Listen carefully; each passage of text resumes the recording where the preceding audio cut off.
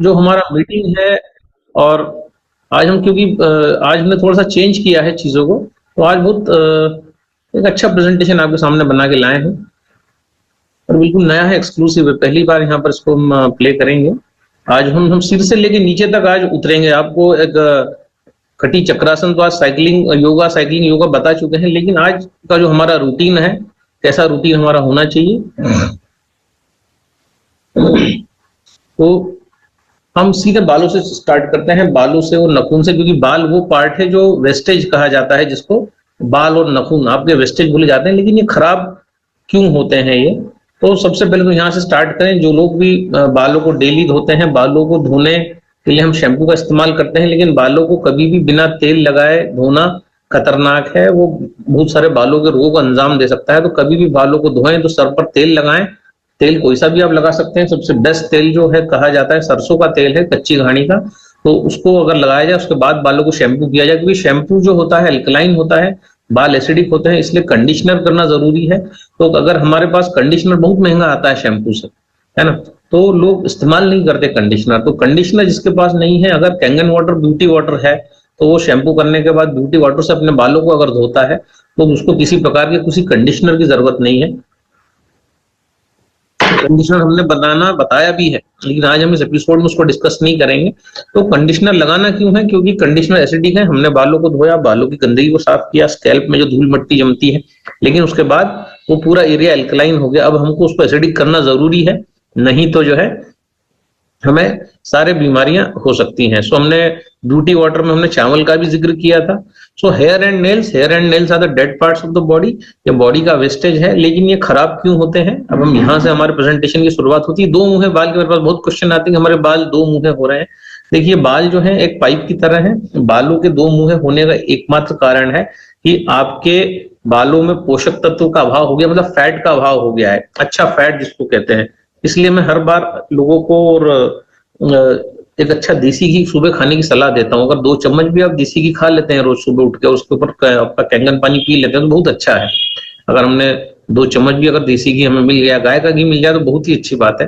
नहीं तो जो मिल जाए वो, पर वो देसी हो, प्योर हो, है ना। भैंस का घी भी है तो अगर वो प्योर है तो बहुत अच्छा है। गाय का मिल जाए तो बहुत ही अच्छा है। लोग तो बकरी का भी के दूध का भी घी खाते हैं, जो ऑलमोस्ट 2000-2500 रुपए लीटर आता है। बहुत महंगा आता है बकरी के जो दूध का घी, क्योंकि बकरी 38 to 39 प्रकार की पत्तियां खाती है, जिसका 0 कैलोरी होता है, और जो है उसके बाद वो जो है दूध बनाती है, जिसमें 4000 कैलोरी होता है। तो जनरली जो है महात्मा गांधी भी इसीलिए बकरी का दूध का सेवन करते थे। तो उसके दूध का जो घी है वो जो है सबसे बेस्ट माना जाता है। तो बाकी घी आपकी मर्जी है, किसी भी प्रकार का फैट जाना चाहिए। फैट जो है, इसीलिए हमने बीजों के बारे में बताया। 4 बीज हम हमेशा बताते हैं, सफेद तिल, सूरजमुखी, अलसी और आपका हरे कद्दू के बीज की जो है मूंगफली बताते हैं कि उन सबको रात को भिगाइए और सुबह खाइए, तो आपको फैट मिलेगा। आपके दो मुंहे बाल जो हो गए हैं वो सारे के सारे ठीक होने लग जाएंगे। बालों के फटने का कारण ही है आपके शरीर में फैट की कमी, और इससे फिर आपका जी भी घबराता है, आपको जी मचलाने जैसा भी होता है। अगर शरीर में फैट कम हो जाए, प्रोटीन कम हो जाए, तो घबराहट महसूस होती है। दूसरा, जब भी आपके शरीर में म्यूकस बढ़ जाएगा, मतलब कफ बढ़ जाएगा ना, कफ सर्दी अगर हो जाएगी, तो आपके नाखून फटने लगेंगे, आपके बाल खराब होने लगेंगे। अब ये कफ जो है, ये दोनों चीजों को, जो आपका जो वेस्टेज है, आपका जो है जो वेस्टेज पार्ट है, नाखून की वेस्टेज है आपको, और आपके जो बाल हैं वो भी वेस्टेज से बने हैं ना, डेड है। तो ये सबसे पहले कफ इन्हीं पे अटैक करता है। और कफ बनता क्यों है? पलकें भी आपकी खराब होती है, आई लैशेस जो होती है, जो वो भी खराब हो जाती है कफ के बढ़ने से। इसलिए कफ को नियंत्रण में रखना बहुत जरूरी है। कफ, सर्दी, आपका जो है ना, वात, पित्त, कफ, जो 3 चीजें आयुर्वेद ने बताई है। तो कफ के डैमेज होने से इतनी सारी चीजें हो सकती है। इसीलिए जब हम आंसू को मोती कहते हैं, आंसू को मोती हम क्यों कहते हैं? क्योंकि आंसू, जब भी आप किसी बच्चे को रुलाते हैं, या बच्चा जिद करता है, रोता है, या आप रोते हैं, तब क्या होता है? आंसू निकलते हैं। तो आंसू जो निकलते हैं, आंसू नहीं होते, उसमें से एक बहुत गाढ़ा पदार्थ निकलता है। आपको लगता है आंसू पतले हैं, पानी जैसे, लेकिन उसमें से जो निकलता है वो होता है प्रोटीन।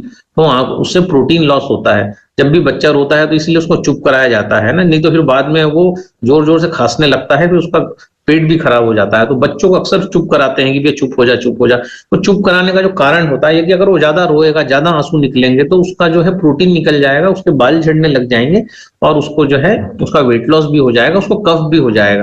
तो इसलिए जो है, क्योंकि इसलिए आंसुओं को मोती भी कहा गया है, क्योंकि आंसू जब आपके निकलते हैं तो उसमें से प्रोटीन निकलता है, इसलिए जो होता है। लेकिन वो इतना गाढ़ा तत्व, लेकिन आपको क्योंकि वो ऐसा ऑयल जैसा तो टपकता नहीं, तो आपको लगता है कि क्या है ये, लेकिन वो आंसू जो होते हैं प्रोटीन जो है उससे पूरा बाहर आता है बॉडी का। इसलिए न किसी खुद रोए ज्यादा, न किसी को रुलाएं। अननेसेसरी रोना भी मना है, गुनाह है, ठीक है। और ज्यादा रोने से हेयर फॉल भी होगा, हेयर लॉस भी होगा और आपका पेट भी खराब होगा, कफ भी आपको होगा। ये जो है, आलू अगर अपने आप में देखा जाए तो एक संपूर्ण ग्रंथ है। आलू की अगर मैं बात करूं तो आलू में 20% आपका प्रोटीन है, फाइबर है और 80% के आसपास कार्बोहाइड्रेट है। आलू एक प्रकार का स्टार्च है, उत्तम स्टार्च है। कार्बोहाइड्रेट और स्टार्च में अंतर होता है। कार्बोहाइड्रेट जनरली ग्लूटीन लिए हुए होता है, तो स्टार्च अलग है, कार्बोहाइड्रेट अलग है। जैसे हम देखते हैं कि गेहूं के अंदर कार्बोहाइड्रेट है लेकिन उसके अंदर ग्लूटीन है जो 21 दिन बाद शरीर से निकलता है। तो आलू स्टार्च है, चावल स्टार्च है ना, ये ग्लूटीन फ्री है। सो आलू अपने आप में ग्रंथ है। आलू को हम पूरा डिटेल में समझेंगे। आलू की अगर मैं बात करूं तो कीमोथेरेपी पेशेंट्स जिसमें कि अच्छे और बुरे दोनों सेल मर जाते हैं, आलू हमें देना चाहिए, लेकिन उबला हुआ। डायबिटिक पेशेंट को भी हम आलू खिला सकते हैं, जैसा मैंने बताया कि आलू जो है लेकिन डायबिटिक और कैंसर पेशेंट्स जिनकी कीमोथेरेपी चल रही है उनको ब्रेकफास्ट में ले सकते हैं। रात के समय आलू को अवॉइड करें, क्योंकि स्टार्च की जरूरत हमें दिन में है, रात में नहीं है।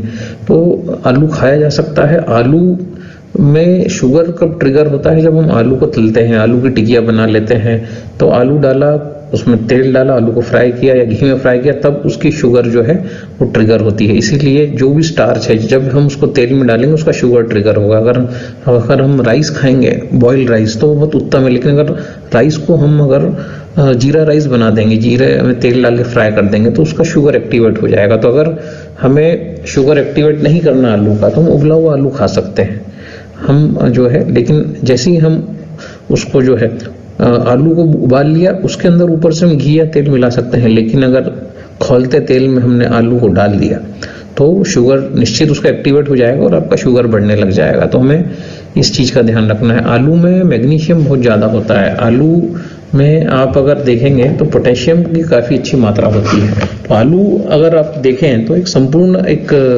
ग्रंथ की तरह ही है।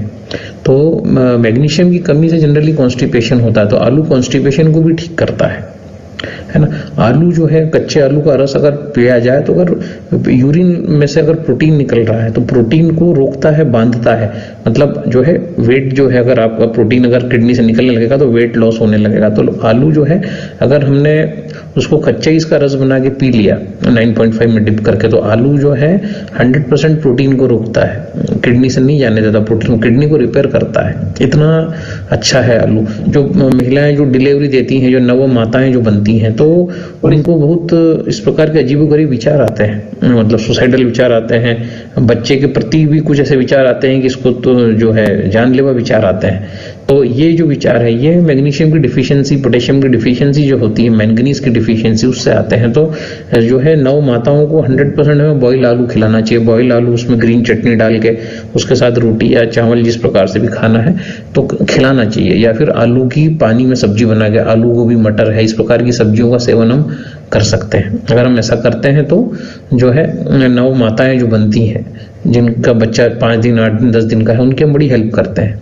तो इतने सारे आलू के फायदे हैं। लेकिन होता क्या है, जब भी फैट में शक्कर मिलाई जाती है तो म्यूकस बनता है, कफ बढ़ता है। जब भी प्रोटीन में हम शक्कर मिलाते हैं तब भी जो है कफ का निर्माण होता है, म्यूकस का निर्माण होता है। जो अनहेल्दी फैट, जिसको हम कहते हैं अनहेल्दी मोटापा जो आता है, उसका कारण ये होता है कि जब भी हम इसीलिए दूध में प्रोटीन भी है, फैट भी है, और जैसे हम शक्कर मिला के दूध की मिठाई बनाते हैं वो अनहेल्दी हो जाती है, क्योंकि प्रोटीन भी आ गया, फैट भी आ गया, शक्कर भी आ गई। तो फैट के साथ शक्कर मिलाना वो भी अपराध है और प्रोटीन के साथ शक्कर मिलाना भी अपराध है।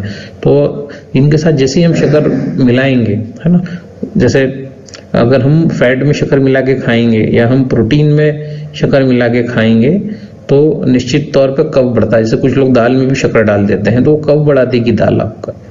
तो म्यूकस बढ़ा देगी, बाल झड़ने लग जाएंगे, दाल आपके किसी काम की नहीं। तो कुछ लोग जो है घी में शक्कर डाल के खाते हैं या मक्खन में शक्कर डाल के खाते हैं। तो आपने मक्खन में अगर शक्कर डाली तो मक्खन प्लस शक्कर जो है दोनों मिलके जो है आपका ये अनहेल्दी म्यूकस बन जाएगा, कफ का निर्माण कर देगा, जो आपका हेयर फॉल का कारण बनेगा। तो इन चीज़ों का ध्यान रखना है कि अनहेल्दी म्यूकस जो है जानलेवा है, और अगर हम कफ की वृद्धि करते हैं फिर जो है बहुत सारे कफजन्य रोग हमें होते हैं, सर्दी होती है, खांसी होती है, कफ कोल्ड, ये सारी चीज़ें होती हैं जब अनहेल्दी म्यूकस का निर्माण करते हैं। तो म्यूकस का निर्माण अगर रोकना है तो प्रोटीन के अंदर शक्कर मत मिलाइए, फैट के अंदर शक्कर मत मिलाइए। मक्खन खाना है तो ऐसे ही खा लीजिए, लेकिन उसमें शक्कर डाल के मत खाइए। अगर प्रोटीन मतलब दालें हैं, दालों में शक्कर मत डालिए आप। अगर हम ये इनका इतना भी प्रिकॉशन रख लें तो जो है म्यूकस नहीं बनेगा अननेसेसरी। जो है म्यूकस मतलब कफ, मतलब जो है सारी चीज़ों में ब्लॉकेज, म्यूकस मीन्स ब्लॉकेज। थोड़ा सा इतना आप समझ लीजिए चीज़ों को। जब भी घुटने में दर्द हो तो आलू लेना है, आलू को बॉईल करना है, और आलू को बॉईल करके जो है